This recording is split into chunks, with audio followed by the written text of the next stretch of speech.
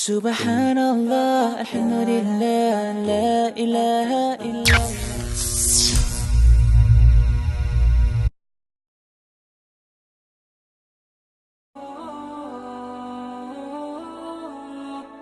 Rahmatullah, it's your brother Musa Salam from Musa to Islam. Shout out to my brother Shajil. We linked up in Masjid al-Aqsa, mashallah, beautiful brother.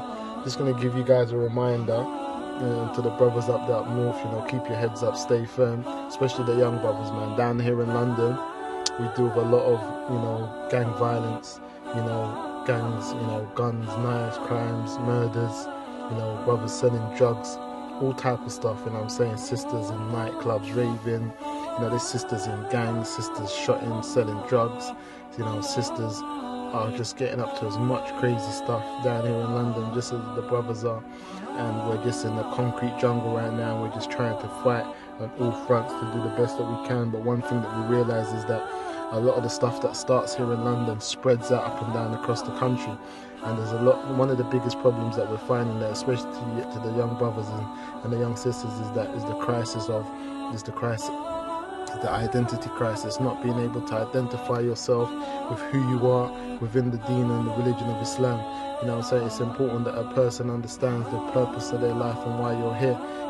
Coming from the royal background myself here in London, growing up in Wolf Road and Peckham, it was a crazy lifestyle that we lived, in terms of the things that we got up to. So to come into Islam now and to see, Muslims with parents upon Islam, having Muslim parents, growing up in a Muslim household, having mum and dad in the same house, and then start to act like an ignorant person many of us grew up in single parent households. Many of the brothers that I know that took Shahada and became Muslims, they didn't choose the road life. The road life chose them. They didn't wake up one day and be like, I've got nice parents, I'm growing up with mum and dad in the same house, they're both working, striving to look after me, guess what, I'm going to join a gang and I'm going to be reckless. No, they grew up in households where some of our parents were addicted to drugs, addicted to alcohol, addicted to the street life. Some of us grew up in households where our parents weren't ready to be parents themselves, and we were like a burden on them, and we just happened to just then fall into this road life, and then this is where we were. And that's why as soon as we found a way out, as soon as we found something which offered us some substance and something better than what we had, which was Al-Islam, we grabbed it with both hands and we jumped out. There weren't no second guessing the religion of Allah subhanahu wa ta'ala. We knew it was the haqq, and that was it. We made that change and we kept it moving. Not because we weren't real on the roads or we didn't do what we done, because we knew that we didn't choose this road life. The road life chose us.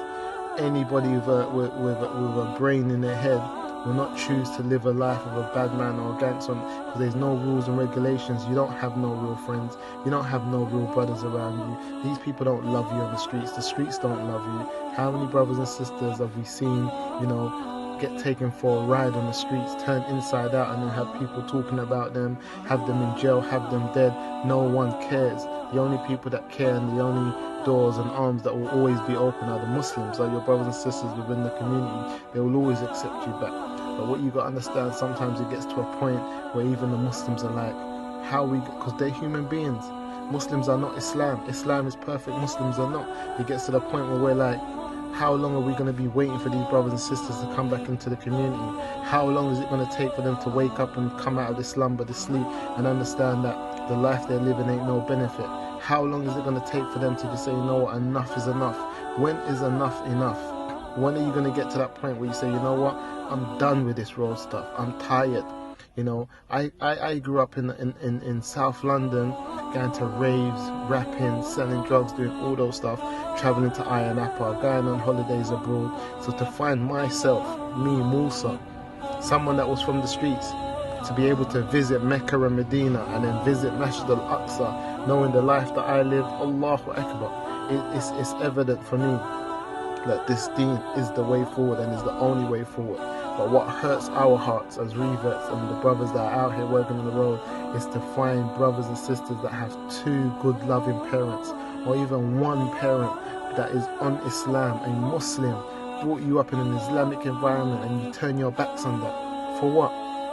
Many of us have lost everything. We've lost our friends, families, loved ones because we said La ilaha illallah Muhammad Rasulullah. Many of our families, when we became Muslims, they dropped us off because of La ilaha illallah Muhammad Rasulullah. They found it strange. What is it, my son and daughter? What's this religion they're accepting, this extremism, this Islam? What is it?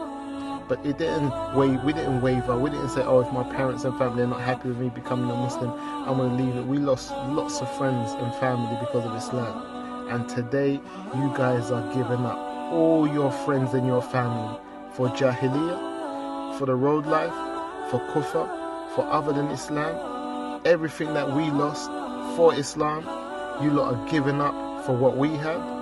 It's crazy. You got to check yourself, brothers and sisters. May Allah subhanahu wa ta'ala guide you and guide us and keep us all firm. You know what I'm saying? Keep your head up. You know, stay focused. It's a long run. You know what I mean? It's not where you start, it's where you finish. I started upon kufr.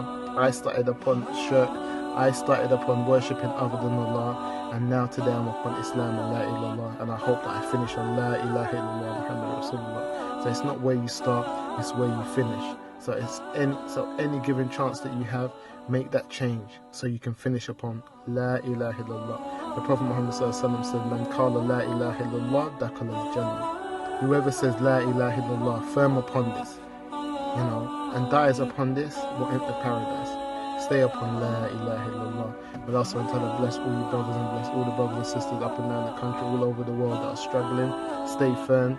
Me and the brothers would love to have the opportunities to come up there and meet you brothers, you know, and break bread and eat some food and just deal with some of the issues that we all have. It's a long video. Assalamu alaikum.